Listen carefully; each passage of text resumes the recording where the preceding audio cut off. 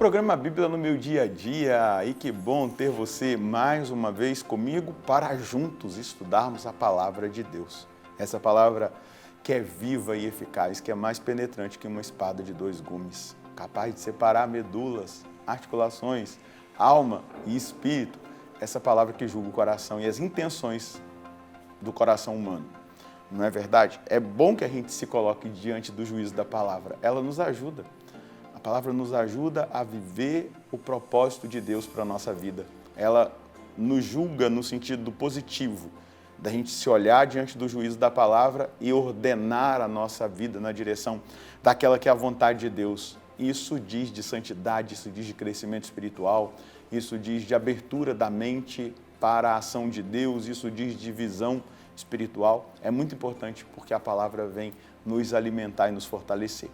Por isso, a gente tem que abrir o coração, a mente e deixar com que essa palavra nos toque profundamente. Para isso, vamos pedir àquele que inspirou as Escrituras Sagradas, a palavra divina, o Espírito Santo, a terceira pessoa da Santíssima Trindade, o santificador, aquele que falou pelos profetas, aquele que dá vida e que faz com que essa palavra seja viva e nos dê vida e vida em abundância. Vamos rezar? Em nome do Pai, do Filho e do Espírito Santo. Amém. Vinde, Espírito Santo, enchei os corações dos vossos fiéis e acendei neles o fogo do vosso amor. Enviai o vosso Espírito e tudo será criado e renovareis a face da terra. Oremos. Ó Deus que instruíste os corações dos vossos fiéis, com a luz do Espírito Santo, fazei que apreciemos retamente todas as coisas segundo o mesmo Espírito e gozemos sempre da sua consolação, por Cristo Senhor nosso. Amém. Nós queremos pegar nossa Bíblia, pega aí, a minha está aberta aqui, como você vê, o caderno de anotações também está aqui. Anota aí o texto que nós vamos estudar hoje, 1 Samuel, capítulo 14, versículos de 24 a 30. Versículos de 24 a 30. 1 Samuel 14, de 24 a 30. Vamos juntos ler o texto e depois meditá-lo. Os homens de Israel se achavam exaustos naquele dia, pois Saul tinha jurado diante das tropas: maldito quem comer alguma coisa antes do anoitecer, antes que eu me tenha vingado dos meus inimigos. Nenhum deles tinha tomado qualquer alimento. Ora, todo mundo entrava no bosque, onde havia mel à flor do chão. As tropas entraram no bosque onde o mel escorria, mas ninguém o tocava com a mão para levar à boca. Estavam com medo por causa do juramento. Jonatas, porém, não tinha ouvido o juramento feito por seu pai diante das tropas. Ergueu a vara que tinha na mão, espetou-a num favo e com a mão levou o mel à boca. E logo seus olhos brilharam. Um soldado disse: teu pai jurou diante das tropas, maldito seja quem tomar alimento hoje, embora as tropas estivessem exaustas. Jonatas respondeu: meu pai prejudicou o país. Vejam como se iluminaram os meus olhos por eu ter provado um pouco deste mel. Quanto mais se as tropas tivessem comido hoje dos despojos que tomaram dos seus inimigos. Não teria sido muito maior a desgraça dos filisteus? Vejamos aqui o texto bíblico. Existem elementos espirituais para o nosso estudo, para o nosso discernimento, para a nossa percepção espiritual. Veja só, Saul vai dizer: antes que eu me vingue. Ou seja, Saul fez de uma guerra espiritual, que é a guerra do povo de Israel, o povo escolhido de Deus, contra o inimigo, algo pessoal. Ele trouxe para si, né? Então a guerra se torna pessoal e não mais espiritual. E aí ele faz um voto mal formulado, minha gente, que submete o povo a um jejum forçado em pleno combate, dizendo que seria amaldiçoado, né? Essa maldição é um exagero.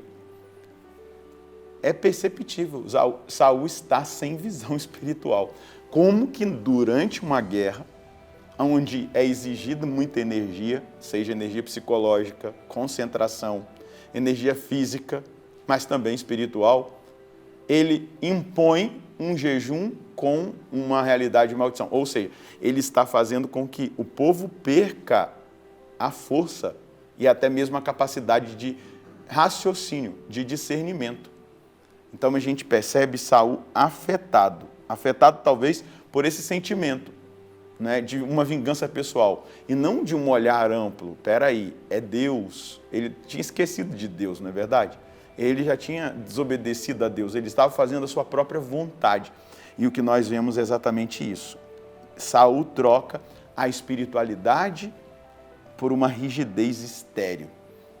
Ele troca, né, aquilo que poderia ser uma aliança com Deus, uma intimidade com Deus, por uma rigidez estéril. Por quê, meus irmãos? O jejum é algo sagrado. É algo sagrado, né? Quando ele é movido pela penitência e pela orientação divina, e não por emoções humanas, e não por paixões humanas, e não por realidades que não estão aí vinculadas ao querer de Deus. E aí, aquilo que seria sagrado, aquilo que teria uma força espiritual, se torna um peso, um jugo sobre o povo, porque veio de uma orientação carnal. Mas veja só, aparece o mel. O mel que aparece, que o texto mostra, é a providência de Deus, é a simbologia do Deus que cuida, né? Do Deus que cuida. E aquilo provocou o quê? Um medo no povo. O povo viu o mel, mas não toca por medo, não é? Porque havia sido feito um voto, e esse voto, ele trazia maldição, né?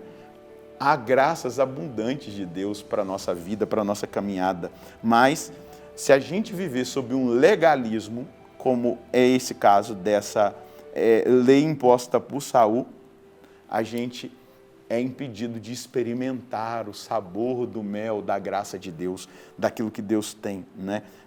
O fortalecimento que Deus tem para realizar em nós pela sua graça, pela sua ação, pela sua providência, pelo seu cuidado. Deus estava cuidando do povo e o povo estava sob o jugo de uma imposição humana, carnal, né, de vingança. E a gente precisa aprender com isso. Agora, Jonatas não havia experimentado ou escutado o voto feito por seu pai, e aí ele come o mel. E aquilo que acontece com Jonatas é exatamente a imagem do que a providência, do que a graça de Deus, do que a ação de Deus faz na gente.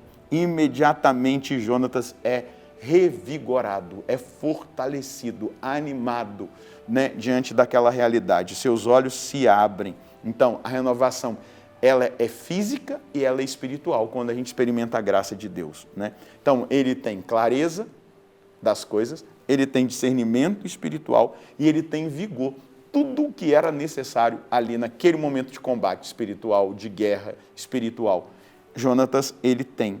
Então, a gente precisa aprender com essa realidade aqui, né? Deus tem o mel da providência no cotidiano, Deus tem as direções para nós, mas se nós ficarmos debaixo do jugo de um legalismo, a gente perde a oportunidade, a graça que Deus tem para nos revigorar espiritualmente, para nos fortalecer humanamente, psicologicamente naquilo que nós precisamos, e a graça passa, não é?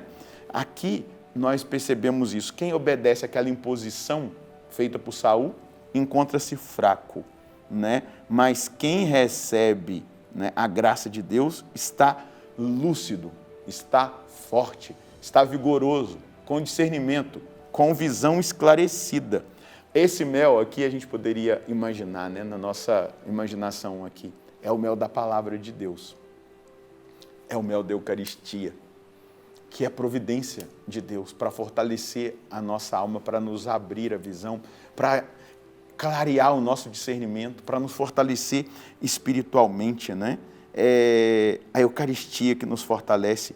E aqui é importante algo: o verdadeiro líder não coloca peso sobre os outros, mas ele conduz a vitória pela obediência a Deus e não a si mesmo. Jonatas está se mostrando aqui um líder que tem discernimento, um líder que tem clareza, um líder que tem a disposição de obedecer e que tem uma fé vigorosa. No entanto, que ele critica o pai, já reconhecendo que o pai já não tem mais discernimento. Olha, se nós tivéssemos nos alimentados até mesmo dos despojos do inimigo, nós teríamos imposto no inimigo uma derrota muito maior. E aí ele faz a crítica, porque Saul está em declínio espiritual, o reinado está declinando. Nós vamos ver que Jonas tem tanta visão, você vai ver mais para frente, que ele vai reconhecer Davi. Qual é a mensagem que nós escolhemos hoje desse texto sagrado? Nós podemos colher o seguinte: devemos submeter todas as coisas a Deus e nunca tomarmos decisões, ainda que pareçam espirituais, sem passá-las pelo coração de Deus, pelo discernimento. O Senhor quer nos sustentar com sua graça e sua providência. Não permitamos que a rigidez roube de nós o vigor espiritual, a visão iluminada e esclarecida e o discernimento. Precisamos depender totalmente de Deus. Fica muito claro que a rigidez nos impede de experimentar a graça, essas imposições. Até mesmo tem muitas pessoas que ficam se autopunindo, se fechando à graça de Deus, vivendo muitas vezes com a mente atormentada por coisas mínimas, pequenas. E Deus quer te dar o mel, Deus quer te dar a graça, Deus quer te dar o vigor, a clareza, o discernimento.